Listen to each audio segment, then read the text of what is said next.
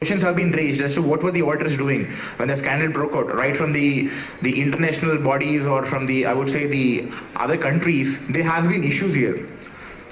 And the second thing is the sustainable economic losses and eroding of the investors' wealth. When the Satyam, one of being the listed company in the Indian as well as the Europe, I would say the Western bourses. So the stock price was tumbling down. So probably there was an downward around of 20 to 50% was the price which has crashed down. So a lot of foreign and the Indian investors have lost their money here. What are the famous frauds, friends? So as my members rightly pointed, Triple S, which is Satyam, Sharda and Sahara. But I would say on the case of Sahara, friends, so I personally feel it is, though it was being on terms of the deposits, but still since the matter is in terms of the Honorable Supreme Court and the High Court, so I think I cannot technically call it as a fraud. So one was the corporate scandals, which many of us are aware in the country of India, was the Harshad Mehta scam, which was a stock market scam. Next was the Satyam, and next was the Sahara, which we will have to wait probably for the next couple of years to really await as to what would be the final judgment. Friends, the concept of fraud has been defined in the Companies Act 1956, as well as in the Contract Act, as well as in the Companies Act. But we need to understand what typically is a definition which has been used in the Companies Act and here. Okay, it's getting a little dry. So how many of you watch movies here? Okay, how many of you know the actor Pawan Kalyan here? Super. Okay, I'll take a quick example with the actor, so it'll be a memorable example probably for people in final as well as an IPCC here.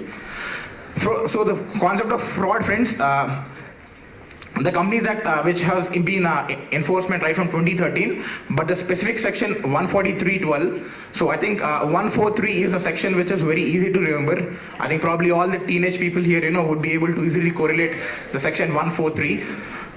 So just it's a subsection 12, friends. So I'll emphasize what typically was the reason why we wanted to have an subsection for 143, friends, because section 143 deals with the duties and responsibilities of the auditor. So the Companies Act 2013 or the legislators decided it would be purely the responsibility of the auditor himself to report in case if is there any possibility or a fraud has been occurred. So that is the crux. Else not, they could have inserted with a new section saying, okay, let's go with a new section which are out solve things. Friends, let's see the definition of the Companies Act mainly for the definition of fraud. And let's see what we have the definition in the Contract Act. Omission, concealment of any fact, abuse of position of any percentage with an intent to deceive, gaining of any undue advantage, intent to injure the interest of shareholders, or wrongful loss or wrongful fame. Friends, the Companies Act 2013 clearly describes or clearly emphasizes what are all the negativities or probably what is the typical intention of the people who would like to commit a fraud. And we have a similar definition as well as in the Contract Act even. So what exactly is a provision, friends? There are around five quick take-backs which I have just illustrated, which will really solve 5 things. I will not focus on the provision, friends. If an auditor of a company in the course of performance of auditor, blah blah blah. So the 5 core areas are in the course of the performance of his duties as an auditor. Next, he is being or has been committed a fraud against the company or by the officers. Immediately report and central government. Friends, these are the very important 5 typical points. If you understand the 5 points here, you're done with the provision, friends. In the course of performance of his duties as an auditor, friends, what typically can we interpret here?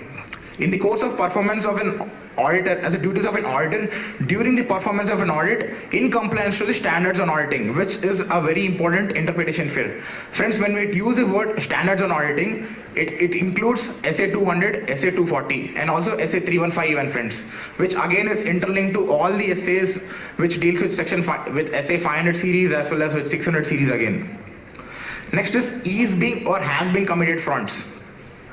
Friends, let's say if a company called X has been or is in the process of is planning for a big corporate fraud which might be which the auditor might not be aware, but somehow he has a suspect that probably it seems that probably there's a possibility that the company or the management or by the employees are intending to commit some fraud. As and when an auditor gets an information, okay, and he has something called a sufficient appropriate audit evidence, which I'll elaborate in the next coming slides, you will be able to understand. Next, against the company by the officers and the employees. But friends, here there is a small line which has been missing, is what in case of the fraud which has been committed by the company, which again has been included in CARA 2016 and CARA 2015. Immediately reporting of fraud, friends. When the provision has been notified, there was no limit, but later central government and also the Ministry of Corporate Affairs has come out with a circulation saying that 2 days within the knowledge of the fraud and central government. Friends, this in brief is all the section. So as and when the auditor comes to know about the fraud, so he has to immediately report to the central government. And the central government has actually notified the amounts. If any fraud involving an amount of more than 1 crore, or if it's amount of less than 1 crore, this is the process. If it is more than 1 crore, friends, then you'll have to report to the audit committee or to the board of directors, whichever is audit committee as per section 177. And the report is being prescribed again. But what if the amount is more than 1 crore, which has to be reported to central government? Friends, as and when we have the information of the fraud, within 2 days, it has to be intimated to the managing committee or with the, I would say, the board of directors and the audit committee. And from there on, the managing committee should reply back to the auditor within 45 days of his 2 days as to what are their comments. And in case if within 45 days, if a reply is not being received, then the auditor has to send the report as well as what was the reason why the management was not able to reply to the central government within 15 days. So typically it is 2 plus 45 plus 15, which comes to 62 days. Earlier it was 60 days, friends, but these 2 days has been a new inclusion.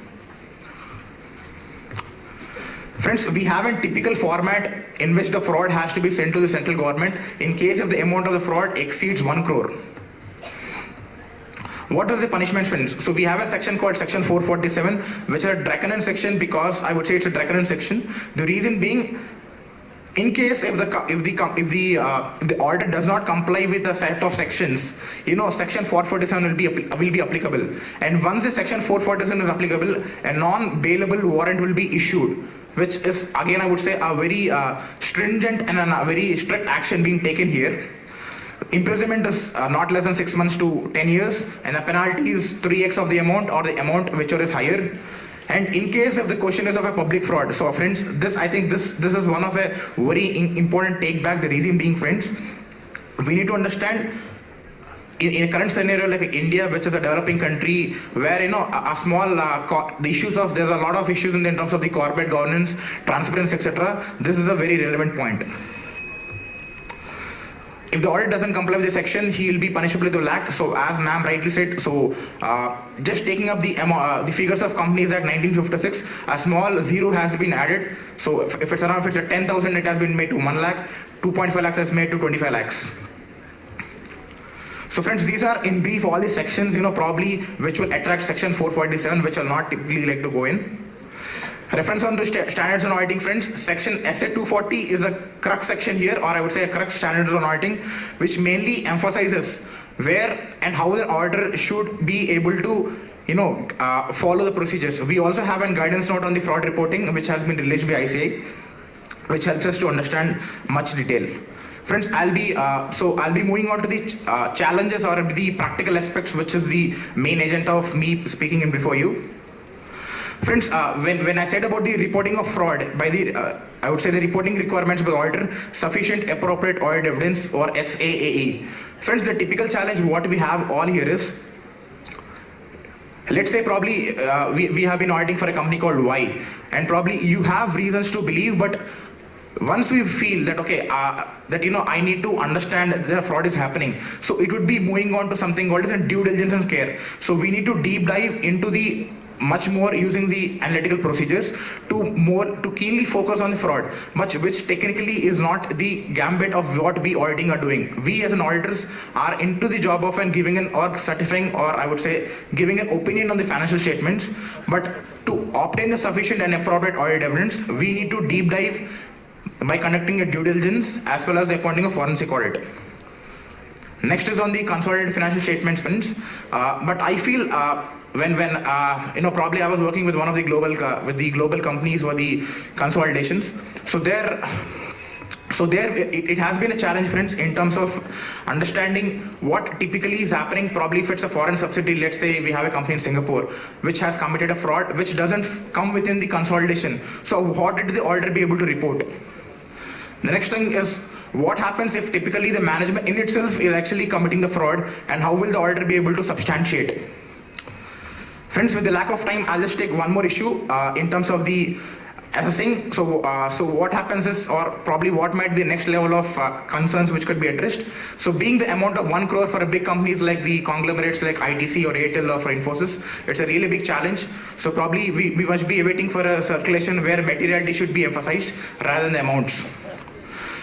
Friends, so I'll quickly close with one of them. So I really appreciate all the Tamil Nadu people for the success of the Jallikattu here, which has been a great challenge. And to all the Telugu people who have been here, it has been very kind enough, and I'm very honored that I'm actually sharing my dais with Shrishti ma'am. So a quick notice, ma'am is the only second, ma'am is out of the 32 Central Council members, ma'am is only the second woman, and also in the 23rd Council of Central, in the 23rd Council, I'm right ma'am, in the 23rd Council, ma'am is the second woman, and also in the SRC she is the only one. So I think this is the way I think women empowerment is clearly being depicted. Thank you very much.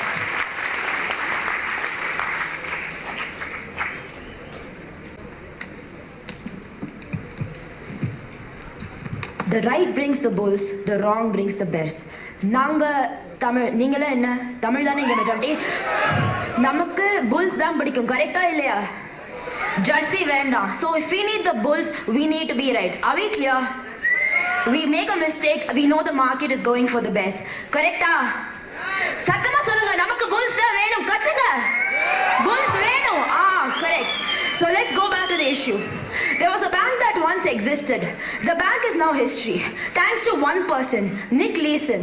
He had 2 years of unreported frauds, and today the bank is history. That's Nick Leeson's case. There we had the board of directors. Let me give you number 2 example. Allied Irish Bank. Here, a rogue employee indulged in 2 years of unauthorized currency exchange rates, which is typically in yen-dollar exchange rates. So after 2 years of unauthorized currency exchange trades, what happened? The bank of course had huge losses. Of course the bank was ignorant, but good thing was it had the financial viability to survive. But did it have the reputation? Sadly, no. Let me give you a third example. Sumitomo. Here, there was a famous Mr. 5%. And this Mr. 5% controlled 5% of the copper markets without the knowledge of the board of directors. And finally, what happened? Obviously, he was thrown behind the bus. But what also left the bank was not only the rogue employee, but also the good name. Lastly, we have Morgan Grenfell Asset Management. Here, a fund manager exceeded his limits. And once he exceeded his limits, what happened? The AMC went into a debt pool, no questions asked. But it was rescued by its parent company, Dutish Bank. It had to, bring in extra funds to save the asset management company. So these are some 4 or 5 examples of corporate governance failures. I take immense pleasure in introducing myself as Sabita Sriram, and I'm here to present a paper today on the topic corporate governance. Corporate governance, you can ask, not really. It's actually whether the board and the audit committee converge or diverge.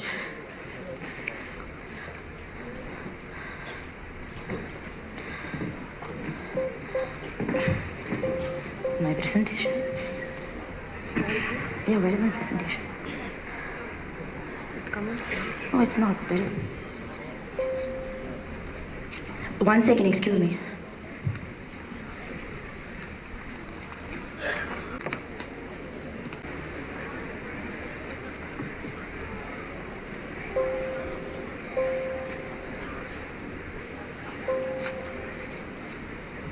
Today, all of you might have asked, why is this girl talking about corporate governance when we are looking at board of directors and the audit committee? But let me ask you one question. If we have any reason for setting up a committee like the audit committee, don't you think that in any corporate governance frauds, there was always a board of directors? We always had an organization structure.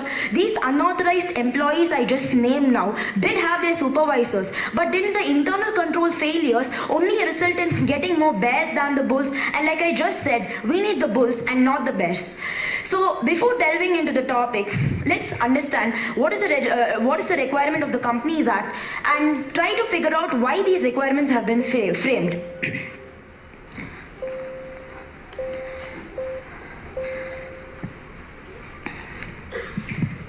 As far as the Companies Act is concerned, every company will be required to have a simple threshold of directors, which is 3 to 1. If you look at a public company, we need to have minimum 3 directors. If you look at a private company, we need to have 2 directors. And one-person company, as it was already explained, it's self-explanatory, we need to have 1 directors. Obviously, these directors will have to be living people and not artificial people, and this is subject to a cap of 15. Now, before going into the remaining provisions, I'll give you another story which I hope is interesting.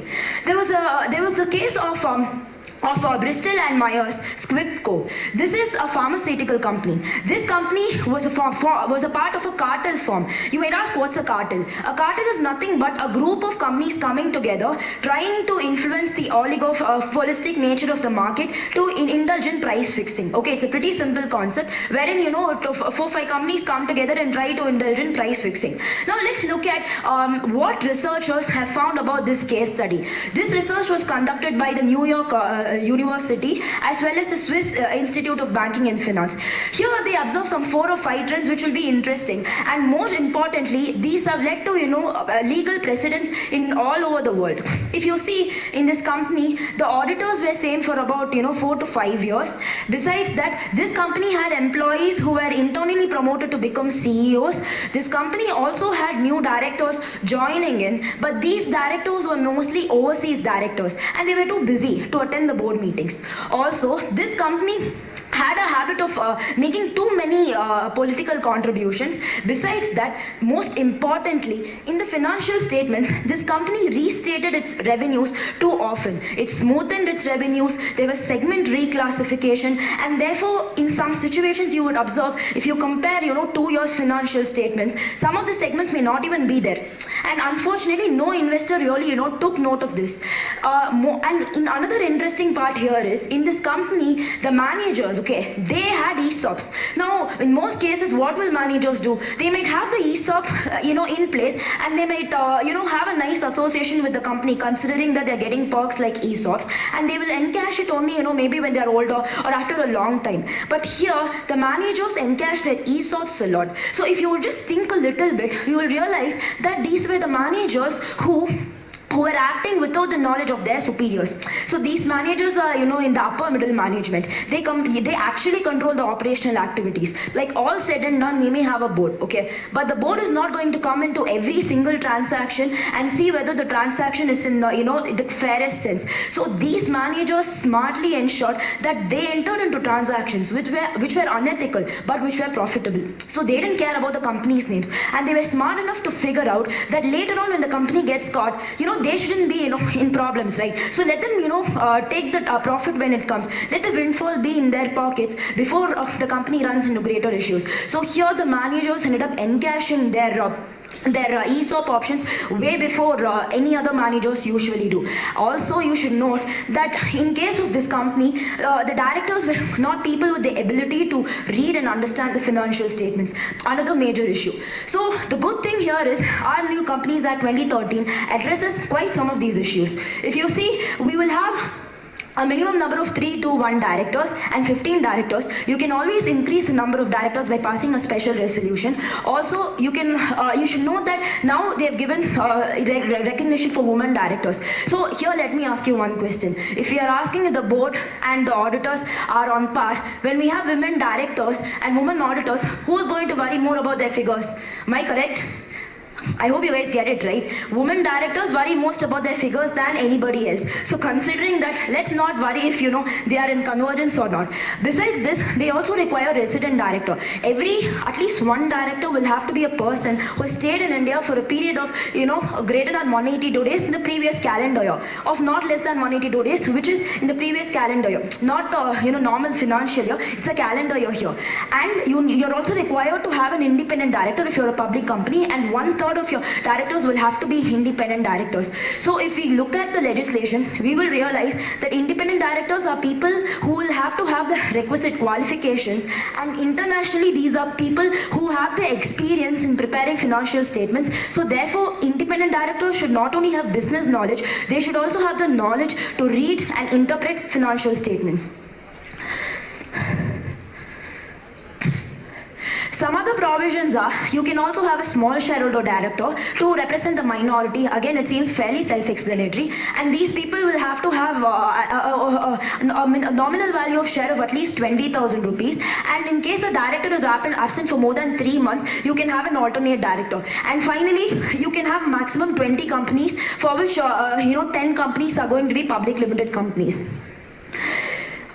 So if you look at the duties of a director, it will seem fairly understandable. You will have to be a person who works for the objects of the company, work within your articles of association, and make sure that you do not involve in conflicting situations, take undue advantage. You should always apply your mind, have reasonable care in the work that you do, apply reasonable skill and judgment, and you should not assign your office.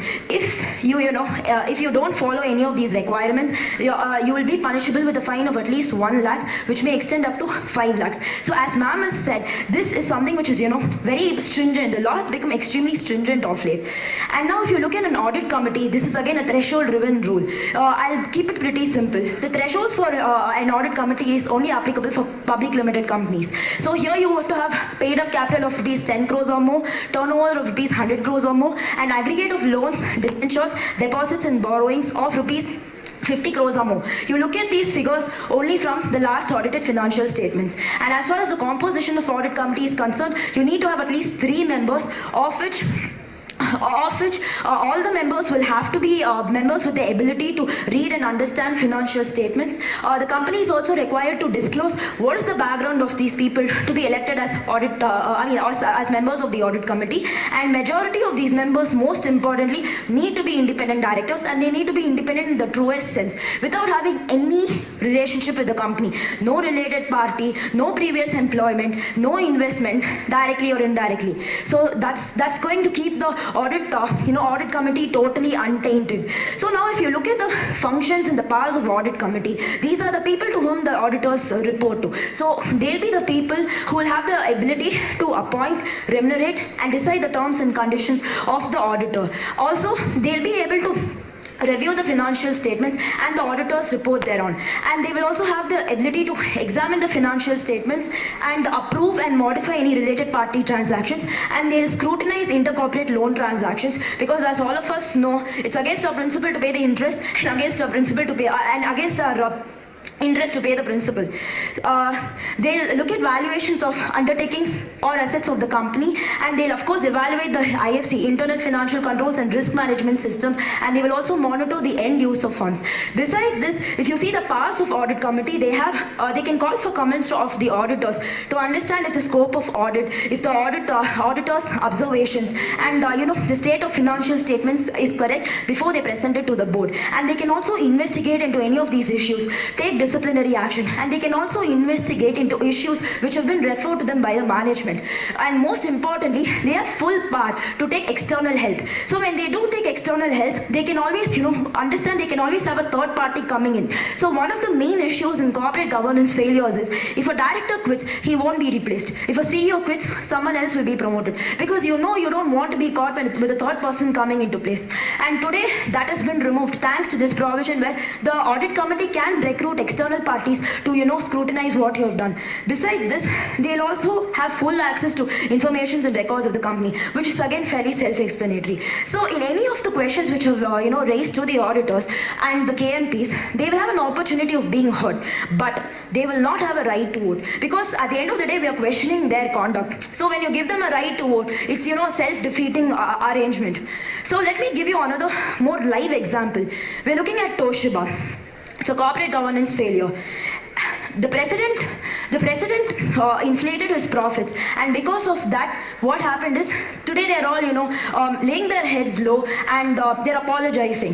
So due to constraint of time, I'm going to end my presentation here, and I'm going to just finish it by saying that we don't have to question that the framework for auditing as well as checking what needs to be and what isn't there is given to us by the board of directors. But when it comes to policy oversight and monitoring, auditors will have to play a role. So I'll end my entire session with a Tamil saying, Karka Kasadara Karpavai Katraban Nirka Adarku Tagal. As aspiring auditors, let's make sure that we learn what we need to learn. With new legislations coming into place, we know there are more compliance risks. So let's learn very well and make sure that we are here to add more value to our clients, and more importantly, be in sync with what needs to be. Thank you so much for this wonderful opportunity. Thank you very much.